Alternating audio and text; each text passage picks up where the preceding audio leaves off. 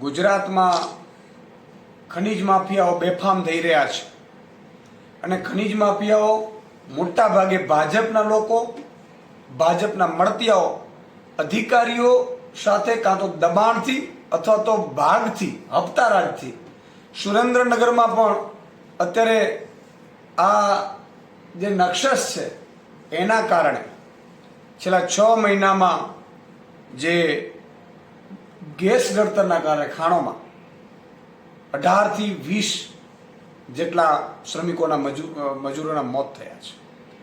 અને મોત થયા પછી પણ ભાજપના લોકો વારંવાર ડેડ બોડી છુપાવી દેવાનું અથવા તો ડેડ બોડીને મળે નહીં, અથવા તો તમે વિચાર કરો કે એક હત્યા પ્રકારની કામગીરી થવા છતાં એને છુપાવી અને લઈ જવા માટેના પ્રયાસ કરે. આનાથી ગિનોની પ્રવૃત્તિ કોઈ પણ વ્યક્તિ ન કરી શકે. આજે દુઃખની વાત છે કે ગતરોજ 3 જેટલા ભેટ ગામમાં 3 જેટલા મજૂરોના ગેસ ગળતરના કારણે મૃત્યુ થયા.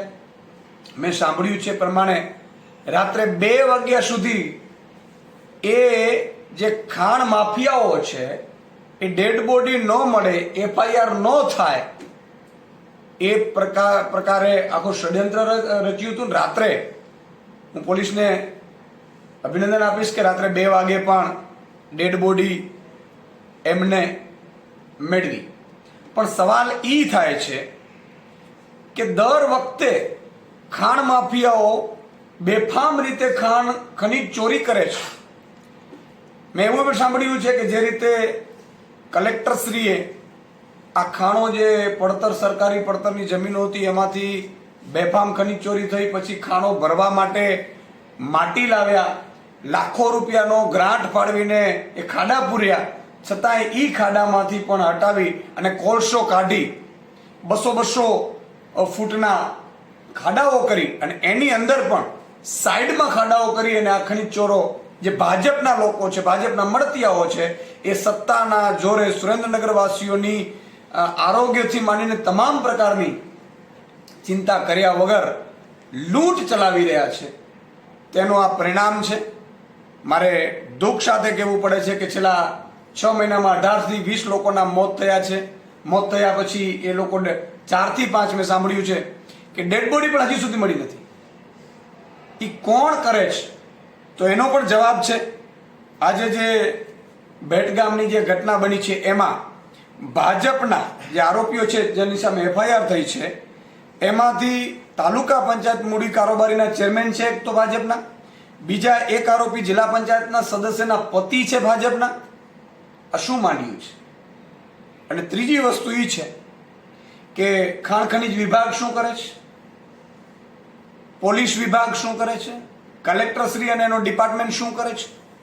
તમારે ખાણમાં બુરી નાખી રાત્રે એ લોકો દિવસે કરતા હોય કે રાત્રે કરતા હોય ખનીજ ચોરીઓ, તો શું આપણી પાસે ડ્રોન નથી? આપણી પાસે શું વ્યવસ્થા નથી? આપણી પાસે સારા અધિકારીઓ નથી કે તમને ખબર પડી જાય? આ ખૂબ જ દુઃખની વાત છે. અને એટલા માટે આજે અહીંયા સુરેન્દ્રનગરમાં આ શ્રમિકોને જે મૃત્યુ પામ્યા છે એમના પરિવારને આમ આદમી પાર્ટી માંગ કરી રહી છે કે 1 કરોડ રૂપિયા વળતર આપવામાં આવે.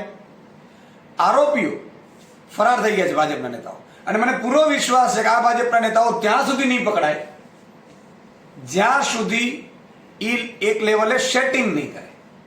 મેં એવું સાંભળ્યું છે દર વખતે આરોપીઓ છે એ છૂટી જાય છે, દર વખતે ભાગી જાય છે, ડેડ બોડીઓ સંતાડવાની કોશિશ કરે છે, તો ત્યાં સુધી તંત્ર શું કરે છે? તો અમારી બીજી માંગણી એ છે કે આરોપીઓની સત્વરે ધરપકડ કરવામાં આવે અને એવી દાખલારૂપ સજા કરવામાં આવે. આજે ખનીજ માફિયાઓ બેફામ થઈ રહ્યા છે. તમે જુઓ, ફરિયાદીને પણ ધમકીઓ મળી રહી છે, એના પરિવારને. જે લોકોના શ્રમિકોના મોત થયા છે એમના પરિવારને પણ ધમકીઓ મળી રહી છે. ખરાબાની જમીન પર ખનન થાય છે. આ કલેક્ટરશ્રીની જવાબદારી છે, SP શ્રીની જવાબદારી છે કે આની સામે, આ ભાજપના ખનીજ માફિયાઓ સામે લેન્ડ ગ્રેબિંગ હેઠળ ગુનો દાખલ કરવામાં આવે. અને અમારી ચોથી માંગણી છે કે રાજ્ય સરકાર સામે ક્યારેક લડતા હોય, ક્યારેક તંત્ર સામે લડે છે, ક્યારેક બબે તંત્ર ખોટા કેસ કરીને પણ પાસાની કાર્યવાહી કલેક્ટરશ્રી કરતા હોય છે. તો આ લોકો વર્ષોથી ખનીજ ચોરી કરે છે, આપણી જમીનોને નુકસાન કરે છે, બેફામપણે આપણા જે સરકારે ખરાબાની જમીન ભરી દીધી છે, ખાડાઓ પૂરી દીધા છે, એને ખોદીને પણ આ કરે છે ખનીજ ચોરી. તો એની સામે પાસાની કાર્યવાહી પણ કરવી જોઈએ. અને ભાજપના નેતાઓને પણ મારી વિનંતી છે કે બહુ મોટી વાતો કરો છો.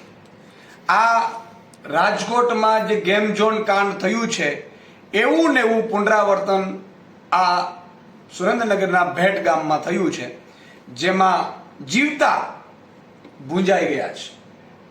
એમની જે જીવતા ભૂંજાનારા છે એમાં આરોપીઓ ભાજપના લોકો છે. એ ભાજપના લોકો સામે નૈતિકતા પણ જો થોડી ઘણી પણ ભાજપમાં હોય તો એમને તાત્કાલિક ધોરણે ભાજપ પાર્ટીમાંથી સસ્પેન્ડ કરવા જોઈએ.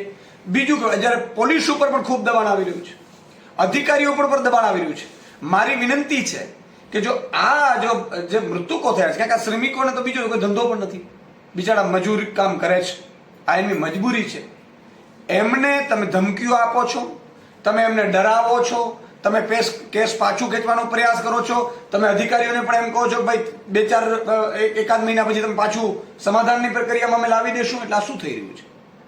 આ તો હડાહડ અન્યાય થઈ રહ્યો છે. તો મારે કલેક્ટરશ્રીને, આઈજીશ્રીને, એસપીશ્રીને વિનંતી છે કે જો આમની સામે કાયદેસરની વ્યવસ્થિત જો કાર્યવાહી કરવામાં નહીં આવી આરોપીઓ સામે, તો આગામી સમયમાં આમ આદમી પાર્ટી ખનીજ માફિયાઓ સામે અમે આંદોલન છેડીશું, અમે વિધાનસભામાં પણ આ મુદ્દો ઉઠાવીશું અને જરૂર